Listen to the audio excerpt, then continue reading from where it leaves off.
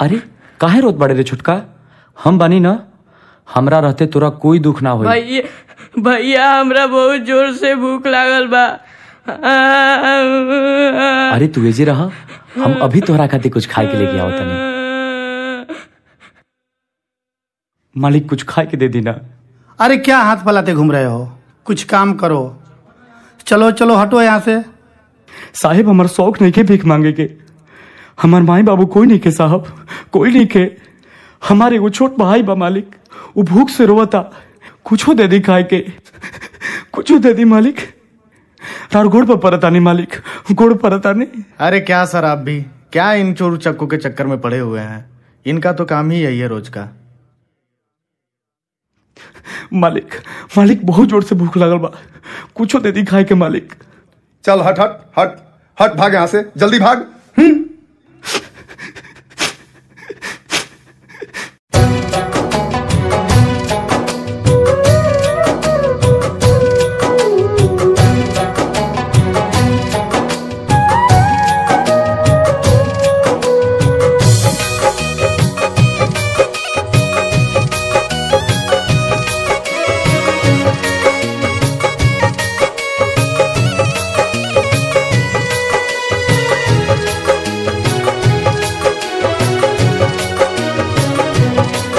जदि तू जिंदा रह तो ना भूखे सतती जा, हंसत खेलत जिंदगी लेके रोजे उठती जा।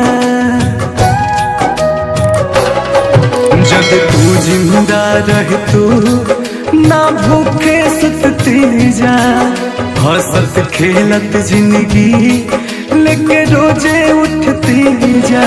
कैसे हो गुजारा जिकर नहीं के सहारा, कैसे हो गुजारा जिकर नहीं के सहारा। एह दुनिया के दुख न सहाई रे, ए माई रे। अपना भाई के लेके कहाँ जाई रे, माही रे। अपना छुटका के लेके कहाँ जाई रे।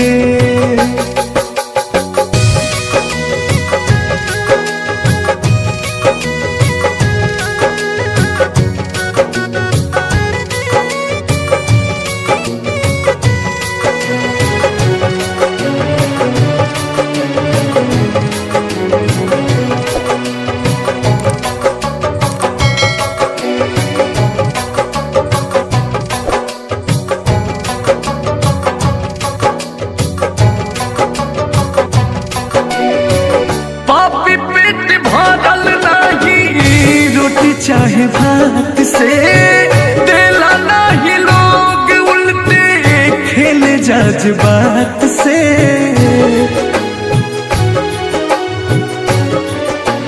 हाँ पापी पेट भरल नहीं, रोटी चाहे भात से देला नहीं लोग, उल्टे खेले जज्बात से।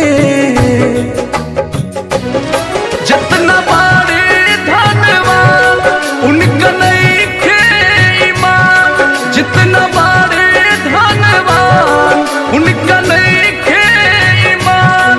वो तो छुअल नहीं चाहस पर छाई रे, ए माई रे। अपना भाई के लेके कहाँ जाई रे, ए माई रे। अपना छुटका के लेके कहाँ जाई रे।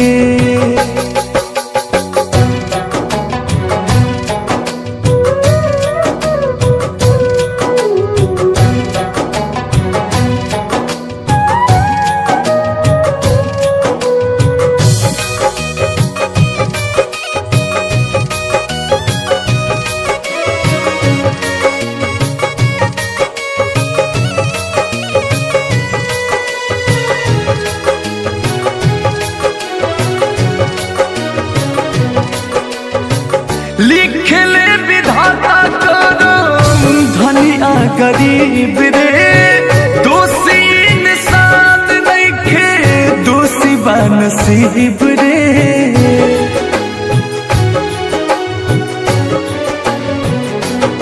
ओ लिखले विधाता करम धनिया गरीब रे दोषी इंसान नइखे दोषी बा नसीब रे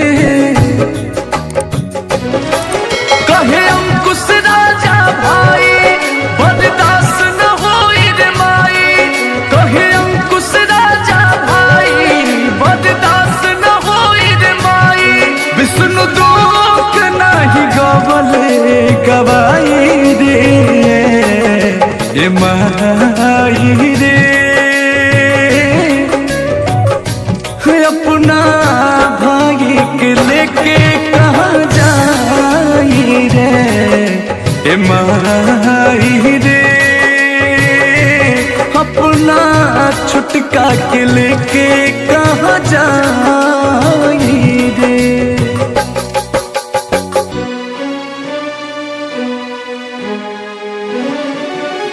झूठो के माया बा तनिको न दाया बा हमने केहू पर ना केहू के साया बा अपनों से अपन रूठ जला किस्मत जब अपने फूट जला अपनों से अपन रूठ जला किस्मत जब अपने फूट जला अजबे समाज के रीति बा स्वार्थ बस सबके प्रीति बा अजबे समाज के रीति बा स्वार्थ बस सबके प्रीति बा उच नीच के भाव घर घर जाई कितना लोग भूखे मर जाई विधि के ऐसा खेल भइल केहू पास भइल केहू फेल भइल विधि के ऐसा खेल भइल केहू पास भइल केहू फेल भइल हे माई